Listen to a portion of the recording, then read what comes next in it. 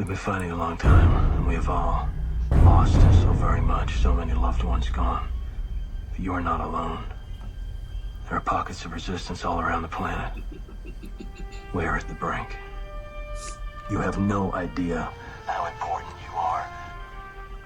If you're listening to this, you are the resistance.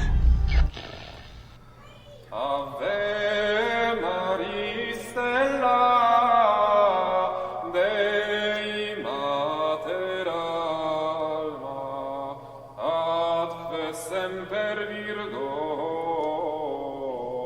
Felix te. Everybody stay with Sons Fidelum, coming at you once again with Michael Graney and Don Brohan of the Economic and Social... Where are you guys from? Center for Economic and Social Justice. There you go. CESJ. And you're from Census Daily. We got that. Authors of Economic Personalism, a book that will be underneath the show notes. We'll talk about that later, about where you can find the link. But working on another book. We'll talk about that, I guess, when it gets closer. But this, what we brought him on, is to discuss the principles of economic justice. So, what in the wide world of sports are they? How are they? They as in plural. There's more than one, right? And what are they? Yes. Well, I think maybe we should start with the question of what is economic justice. And that's a very vague term these days, and it's been used to describe redistribution, or it's been used in a general sense to just, this idea of fairness. But what does that mean, and how do we practice it, and how do we use it to better our lives? So in terms of an actual definition, we're looking in system terms, and that is those things we do, those virtues, or that set of virtues that help us shape our economic systems, how we produce, how we distribute the income from what's produced, how the economy can work in such a way that it benefits each human being from birth to death. So without working principles, the problem is that, this will never really be able to use this. So it was a breakthrough in 1958 with the publishing of the Capitalist Manifesto by Louis Kelso and Mortimer Adler, where in their chapter 5, they looked at economic rights and economic justice. And they contrasted economic justice with charity, economic charity. And so they're looking at, well, if we're talking about how wealth is created and how wealth and income are distributed, we need to think of this in terms of a system. And so they analyzed economic justice in terms of 3 principles. And it was the principle of participation, the principle of distribution, and the principle of limitation. And they're basically, we're saying with participation, it must be based on principles of justice as opposed to based on principles of charity. And then they looked at the principles of distribution, and they said it must be based on distributive justice in terms of to each according to what he or she has contributed, versus the Marxist view of distribution based on need. So you got those 2 principles, an input principle and outtake principle, but sometimes these principles, they're not operating correctly, which is most of the time, it seems. And so they looked at a principle of limitation, meaning if someone was participating, had the means to participate, and was monopolizing those means and those opportunities to the point where no one else was able to produce in order to generate an income, then you had to make changes in the system. And so starting with those principles, CESJ, and this was in 1984, CESJ was founded, and one of our co-founders was Father William Ferree, who was a scholar in Pope Pius XI's concepts of social justice And he came together with a number of people, including Norman Kurland, who happens to be my father, who was a close associate of Louis Kelso's, who we could call the capital ownership philosopher, or expanded ownership philosopher.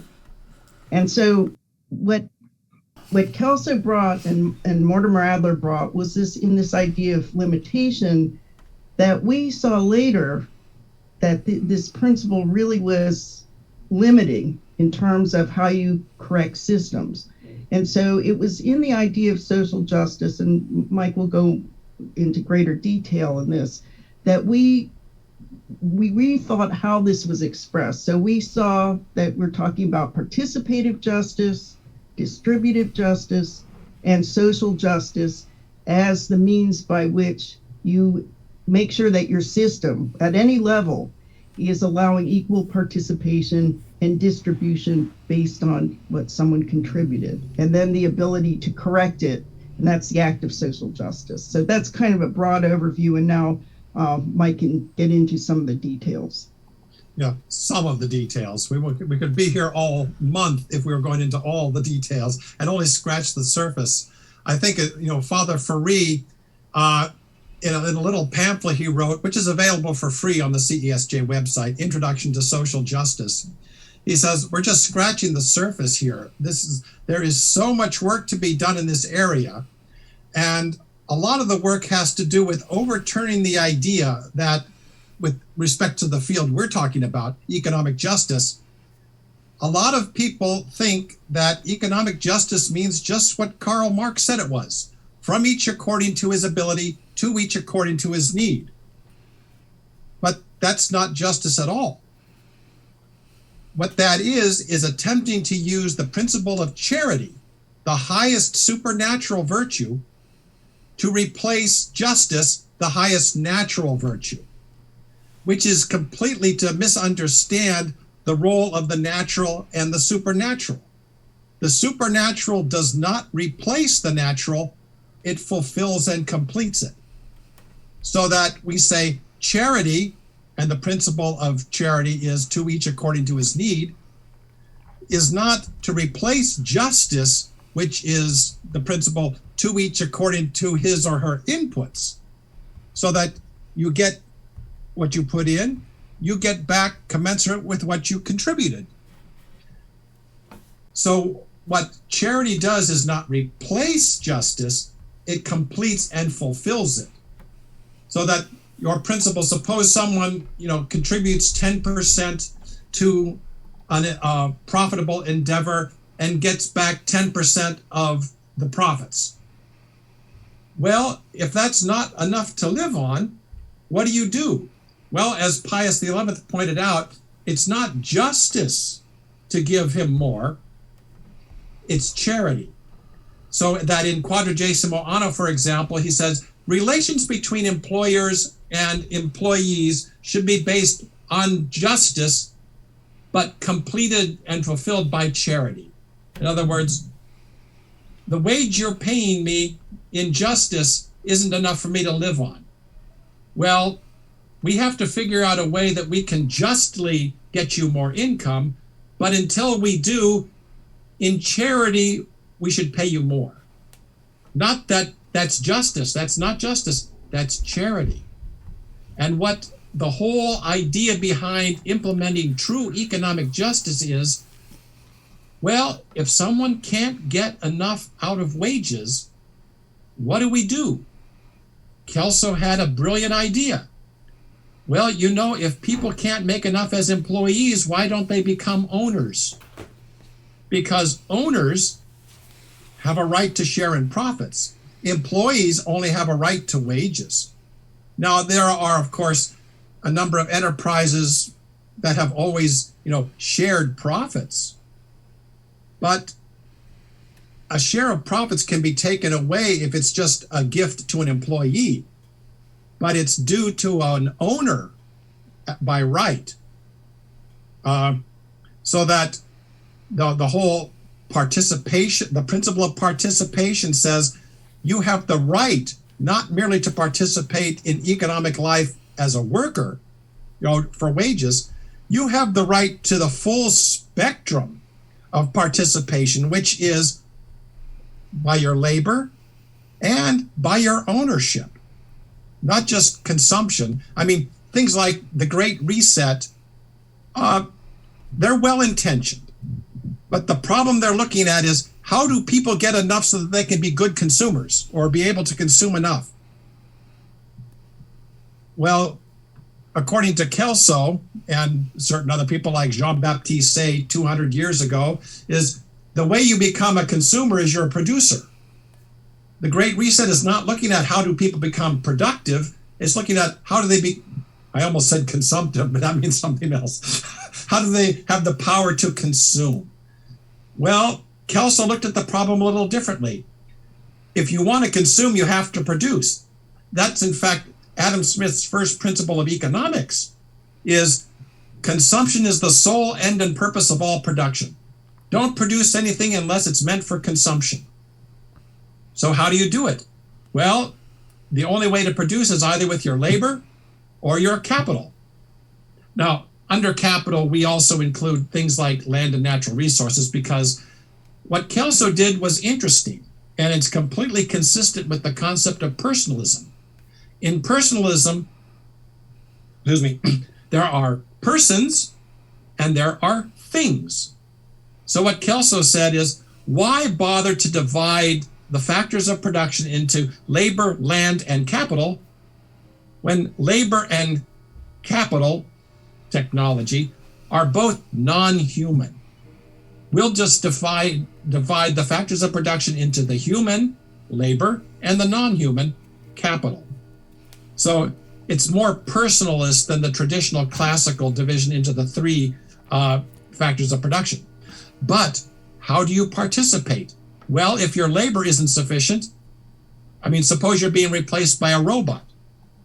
The way Kelso said to handle that back in a 1964 interview in Life magazine is, well, if the robot takes your job, let's buy, actually he said the machine. If the machine wants your job, let's buy it, meaning let's buy the machine. And what he did was come up with a way to do it. Most people think that in order to be able to buy the machines that are replacing you, you have to have saved enough money to buy it. Kelso pointed out that that's not the way corporate finance works. Most corporations on the face of the earth will say, how can we buy this capital that's going to pay for itself in the future? Not how much money do we have right now to be able to buy this machine? Unless, of course, you're first starting out and you don't have a credit history or something. But most of corporate finance throughout history has been people acquiring assets that pay for themselves, not first accumulating the savings in order to do it. This is the whole issue of past savings, which is past reductions in consumption, and future savings, which is future increases in production, which of course then means that when you get to the principle of distribution, if you can't contribute enough with your labor, Kelso made it possible for you to contribute with capital as well. And then that brings you to the third principle, which we call social justice. Kelso and Adler, I should say, only called it limitation. Well, we thought limitation was too limiting because that just says, don't do that. And if you look at, say, for instance, the history of the social encyclicals, which actually started in 1832 with Mirare Vos, not in 1891 with Rerum Novarum. The difference between Rerum Novarum and all the previous social encyclicals was that instead of just saying, don't do that, Rerum Novarum says, why don't you do this? And guess what he said to do? Make as many of the people as possible into owners so that they can contribute economically with both their labor and their capital. In fact, when Leo XIII was still Cardinal Pecci back in Perugia, I had to stop and think where he was called Archbishop Bishop, long story there we won't get into. But he, with his own money, helped start a savings bank so that propertyless workers could become owners. Can you imagine a bishop today doing that? I don't know of any. But this gives you the three principles of economic justice. Everyone has the right to participate as both a worker, labor, and an owner, capital, and to receive a distribution based on the equitable or pro rata share of his or her contribution. I mean, you contribute 10% to a project, you should get back 10% of the results, whether it's a profit or a loss. You're entitled to 10% of the profits, but you also suffer 10% of the loss. And then you have social justice, which suppose that your participation is flawed somehow, or the distribution is flawed somehow. What social justice says is, let's correct that situation so that it operates properly. If you have a situation where there are only wage workers, well, you may have to give them charity to tide them over, but the real goal is, how do we structure the system so that you can participate fully as both a worker and an owner? And even if you're not a worker, as an owner. There's nothing that says that every single human being on earth can't be an owner. In fact, it's inherent in human nature. It's even included, whatever you may think of the UN, it's Article 17 of the UN Universal Declaration of Human Rights. Everybody has the right to be an owner individually or in free association with others. So you get the three principles of economic justice that way: participation, distribution, and tying them all together, social justice. So UBI kind of throws all those under the bus, huh? Well, the UBI, God, I almost said UVA. I thought, no, we don't want to get, what's the University of Virginia got to do with it? That kind of, you can understand the concern. How do we get people enough consumption power so that they can live and have a decent life? But it's taking the wrong shortcut. In fact, it shouldn't be taking a shortcut at all. The only expedient that should be allowed is, let's give people charity to live on while we restructure it so that they can become productive and thus be able to consume and thus fully participate in the economy. That's the work of social justice. The work of social justice is not redistribution. The work of social justice is making it possible to be a full contributor and participant in the economy. At least economic justice. Yeah, and I just wanted to add to what Mike said. In terms of the specific institution, when we talk about participating as an owner, people say, great, you said we all have the right to be owners. Well, how am I going to become an owner? I have no money, I have no assets, and what am I supposed to do? Well, part of the problem with universal basic income and the proposals that were put forth in the Great Reset, where they see the problem of most people not being able to participate, they're being excluded from economic power and economic activity.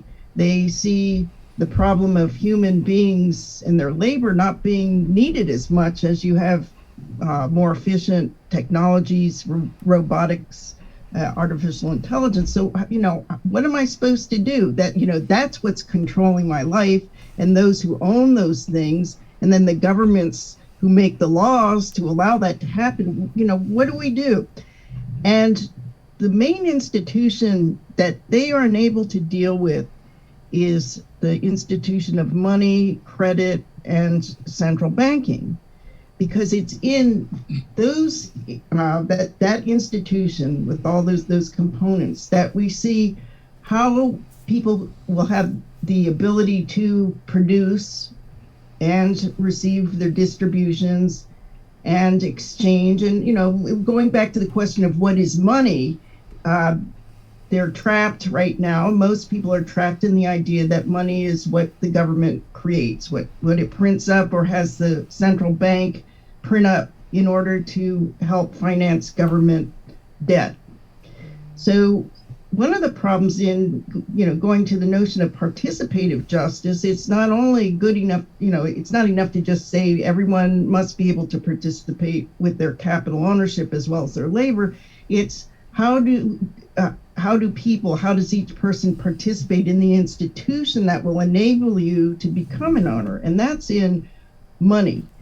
And how we create it in a way that, number one, is not going to be just basing it on growing government debt, whether it's a welfare state, distributing, handing out checks to keep people alive and pay their rent and buy food. But really, how do we rethink our systems of money so we see it's the means of bringing in new technologies that will produce more goods and services at better prices. And also, the more we shift from our technologies doing the economic production and we owning it, the more time we will have to engage in truly human activities, whether it's, going into religious orders, going into medicine, law, education, that those, ideally, as far as Aristotle was concerned, those are things that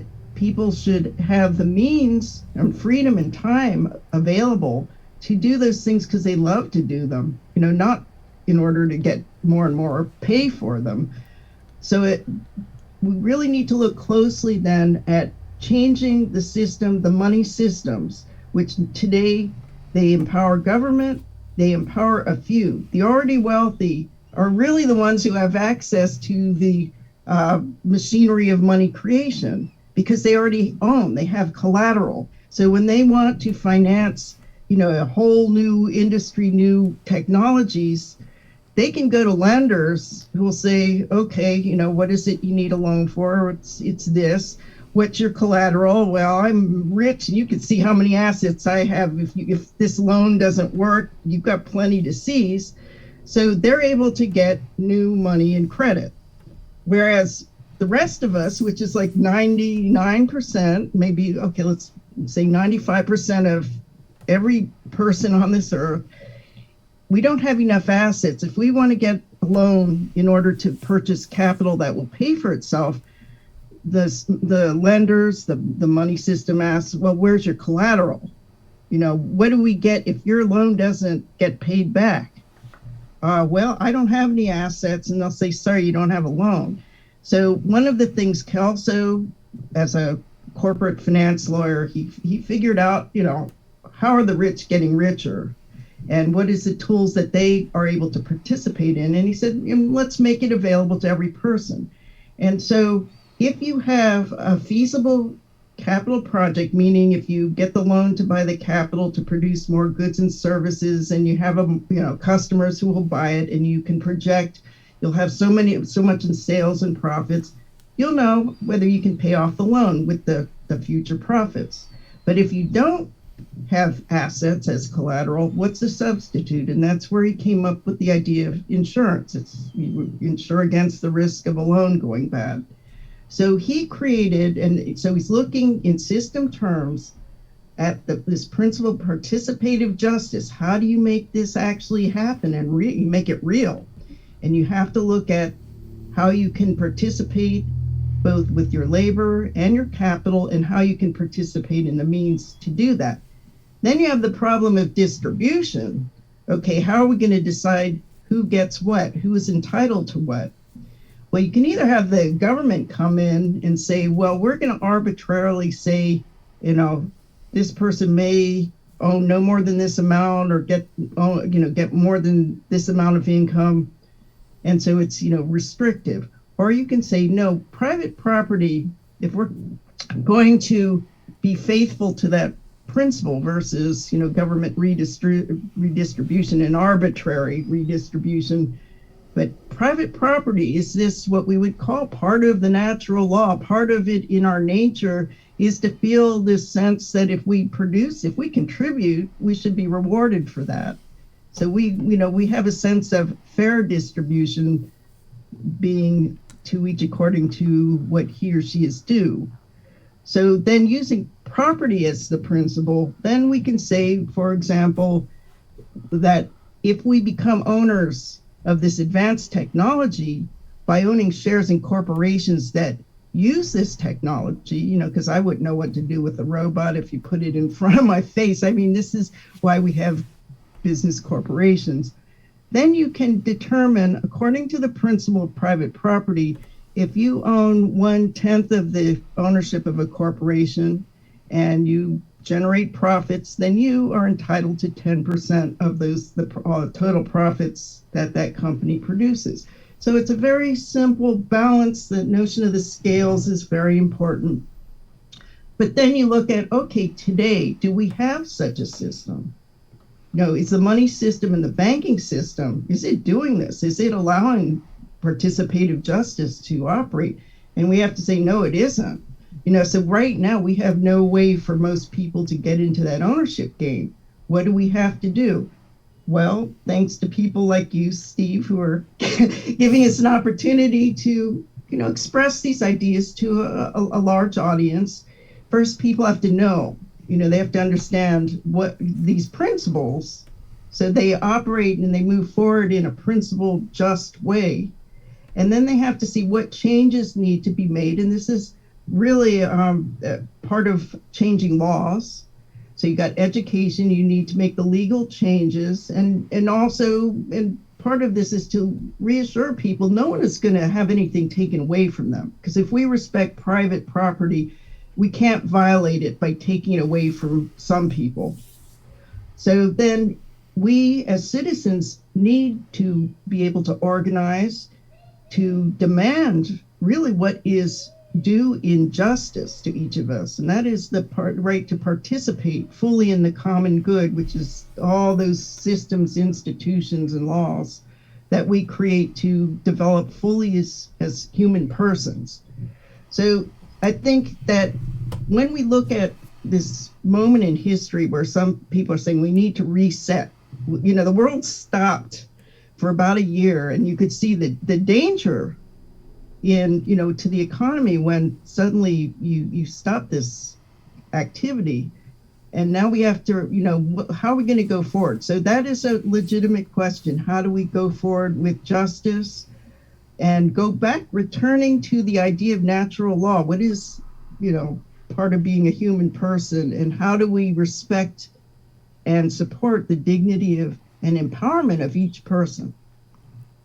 So what's with the input and output principles? Yeah, that was the input principles, participation, how you contribute, and the output principle is distribution, how you get your reward, the outtake. So you, like any system, you have input, outtake, and then you have feedback to say, is what's going in the same as equal to what's coming out? And if it's not, something is wrong. So we have to correct. So it's feedback and corrective principle is that third one. Yeah, a lot of it has to do with, not to keep, beating a live horse. It's the issue of money. Most people have assigned money this wild mystique. It's something that, the mortal god of the state creates that enables us to live. Yeah, baloney. Money is actually very easy to understand, and it's the mechanism by means of which the input principle and the output principle work. And if the money system is screwed up, then your participative principle, participative justice, your distributive principle, distributive justice, are going to be messed up. Because getting down to the most basic issue of money is, it's the way I exchange what I produce for what you produce. I mean, suppose I'm really good at raising livestock for food, which means I'll have all the meat I want. But I may want some bread or some vegetables in there too. And so, the baker who's really good at growing and processing and wheat and baking bread with it, and the greengrocer who is good at growing vegetables and selling them, they want some of my meat. Well, I can take a cow down to each of them and try and figure out, okay, how many of your vegetables are you going to give me for this cow? And how many loaves of bread are you going to give me for another cow? Or we can come up with something that we can use to facilitate these trades. We don't have to sit there and argue for 2 days deciding how many loaves of bread to give me for a cow. We can say, well, why don't we say that a cow is worth $500? We'll figure out, what a dollar is worth. Money is a way of measuring value. Or as Aristotle put it, money is a way by means of which two people are trying to value two things, have a third thing that they measure both of them in terms of. So in a sense, all money is, the way Kelso put it is, money is a yardstick. Well, does that mean that only the government can supply us with yardsticks, and if we don't have enough yardsticks, we can't measure anything? Well, no, that's a lot of nonsense, which of course is why Kelso put it that way. If we think of money as simply this abstraction, this mechanism, this social tool by means of which I can value what I produce for what you produce, and then we come up with this physical thing called currency so that I can sell my cattle to somebody else and get a bunch of these dollars, and I can give you dollars for your vegetables or your bread, and someone else can give me dollars for my beef that I raise. And life is so much easier. Instead of trying to sit there and figure out how to exchange them directly, we use this thing called money to help us. And part of the problem is, another problem is that, believe it or not, the commercial and central banking systems of the world were set up to operate in that fashion, to help us exchange our productions, not to sit there and wait for the government to create money that they lend out. No, that's not what commercial banks do. Commercial banks can actually create money. If you've got something of value that you bring to them, they can turn it into money. This is why a commercial bank will say, well, you want to finance this capital project.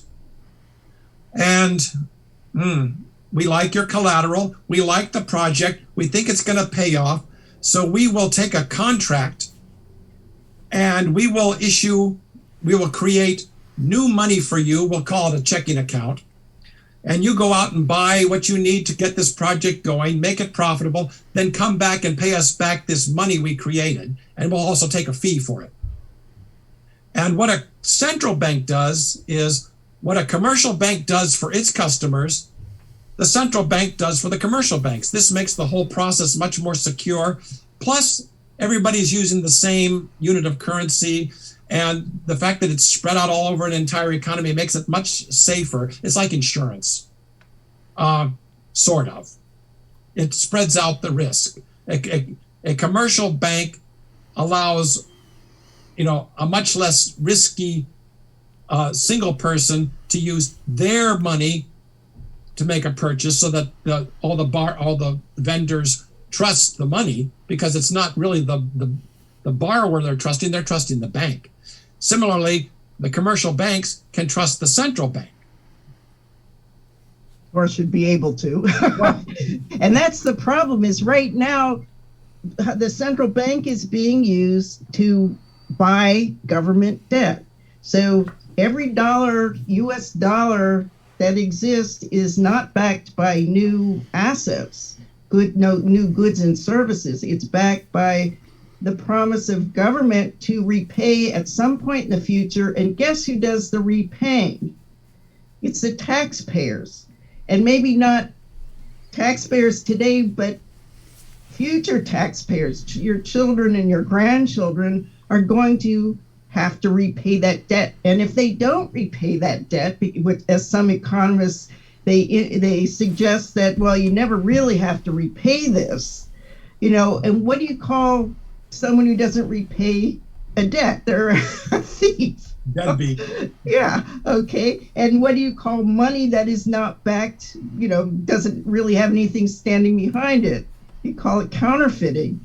So we really need to look at this idea of money it's not even in a new way. It's looking at money in its essence, its old understanding, and not be trapped by the notions that, for example, that money money is only currency, or money is only legal tender. And legal tenders, Mike, he's the money expert here. He'll tell you that's just a form that you're required to accept. If someone wants to pay you in dollars and that's the legal tender, then by law you have to accept that. Well, actually, the way they say it is you can't refuse it. You can't refuse it. Yeah. Yeah, no, if you can have a fuse. Well, Yeah. the catch is that if you go to someone and you are indebted to them, and they are at their normal place of business during normal business hours, and you present them with what is called legal tender, and they refuse it, legally the debt is canceled. Yeah. And so you can imagine what craziness is going to occur in El Salvador, where the president just proclaimed that Bitcoin will be considered legal tender. And we all know how stable the value of Bitcoin has been, right? And so if you're a store owner and you're forced to accept Bitcoin, which is worth a whole lot one day, and tomorrow it's worth 1/10 of that value, you've got a real problem there. So another aspect of money is to have a stable standard. And that's where, you can start looking into whether we should be considering gold, the value of gold as a standard, or whether now that we're in the 21st century, we look at something that is really, truly of value in, all aspects of production, that's energy. So some measurement of energy, and Bucky Fuller had thought of the price of a kilowatt hour as being that, that's something that you could determine, get a global average. But that's the point of that, is really so that people know that when you see this currency, that's one form of money, or you create money, that you know what the value, how you're measuring that yardstick, what the yardstick, what it really translates into real life.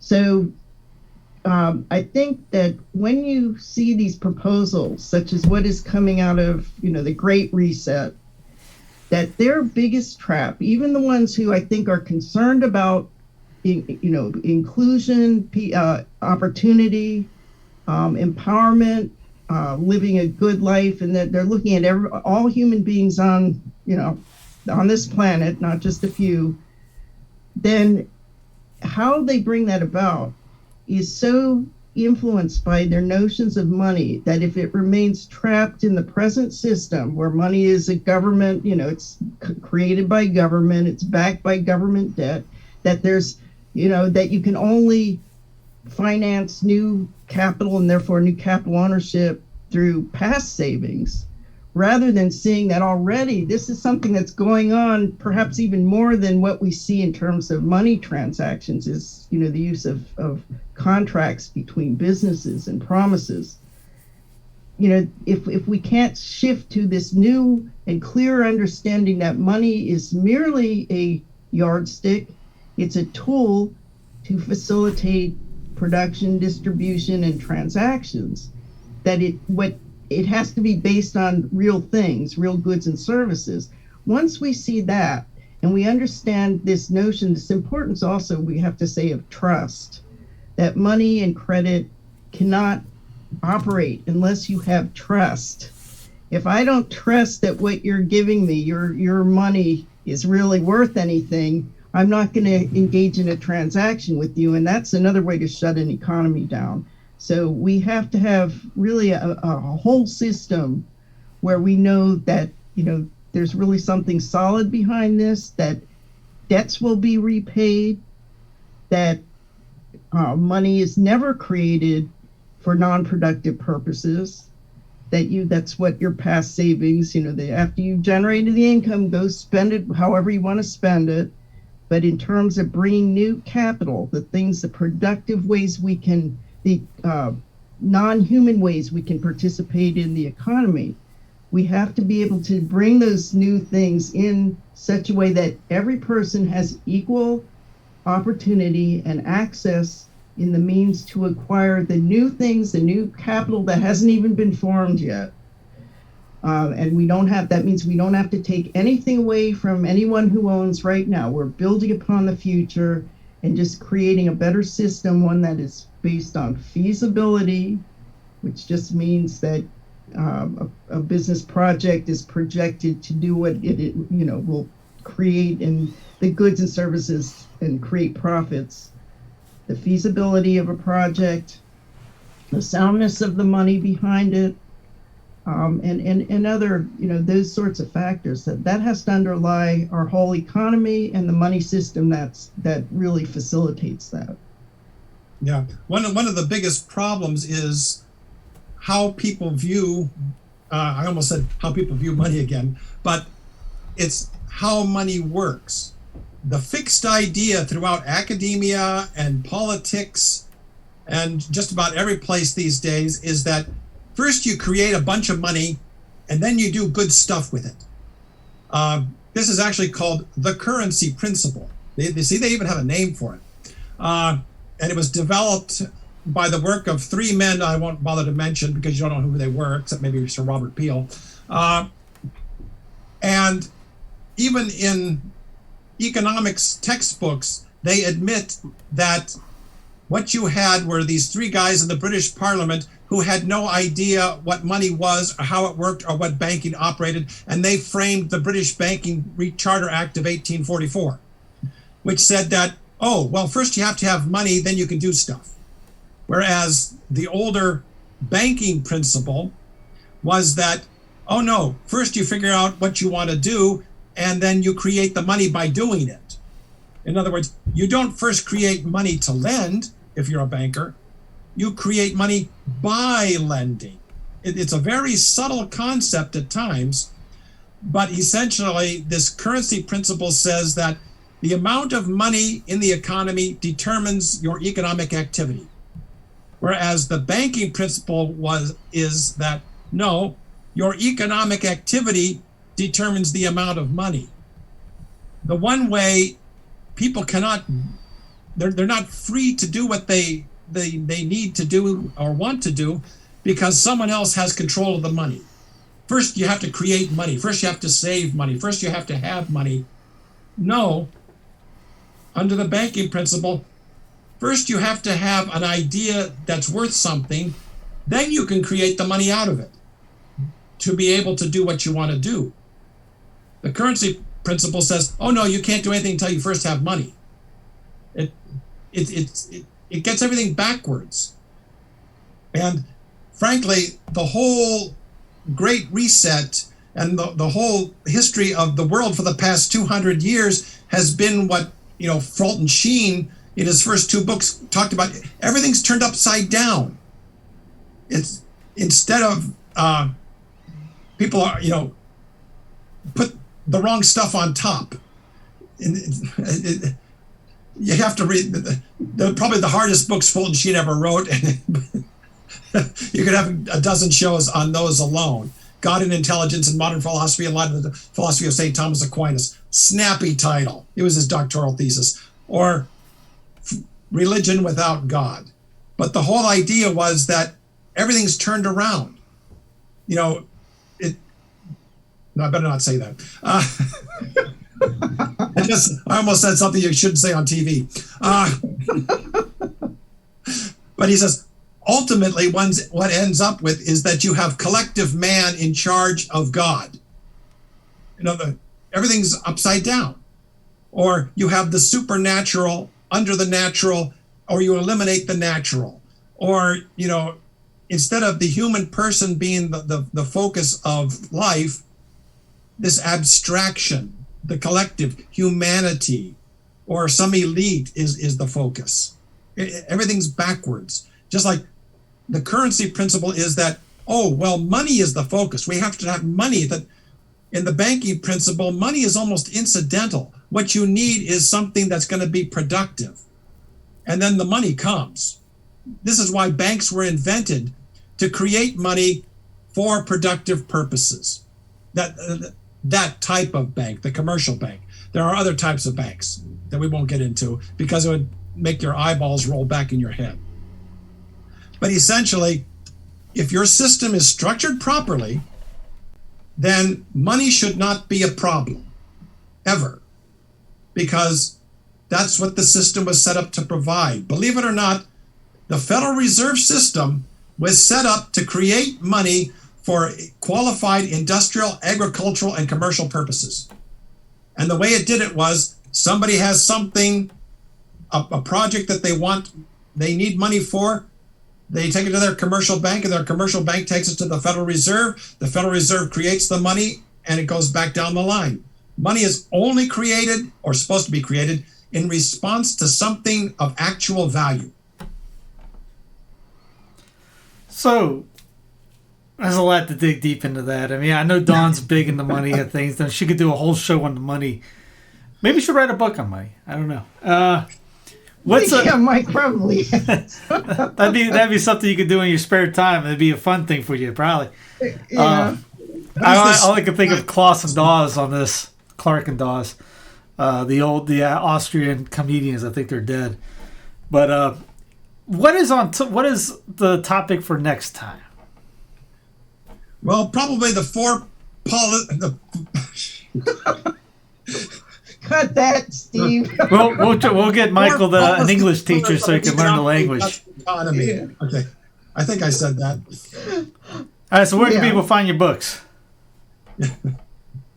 They can go to the bookstore on www.CESJ, Center for Economic and Social Justice.org. We have a bookstore. If you scroll down to the bottom of the web page, the home page. Also, Amazon.com, you'll find our book, Economic Personalism, Property, Power, and Justice for Every Person. That's a lot of what we've been talking about. And we encourage people to visit our website because there's a huge amount of information about all of these ideas that we call the just third way of personalism and economic personalism. So they'll see a lot of really old ideas and new expressed in new ways, and really the coming together of the ideas of social justice and economic justice in a way that becomes really a practical approach for rebuilding the world in a way that promotes the dignity and empowerment of every person under God. And your motto, the slogan you got on the website, or you guys using your emails? Yes. Own or be owned. Maybe you need some t-shirts made in a mug, coffee mug, things like that. And we have them too. If you look also, we have a Zazzle store where you can order t-shirts and mugs and et cetera, et cetera. There you go. Yeah. All right, Don, Michael, appreciate it as always. Just check underneath in the show notes for the links to get the book. And we'll talk to you guys next time. Sounds great, Steve. Thanks so much. You're welcome.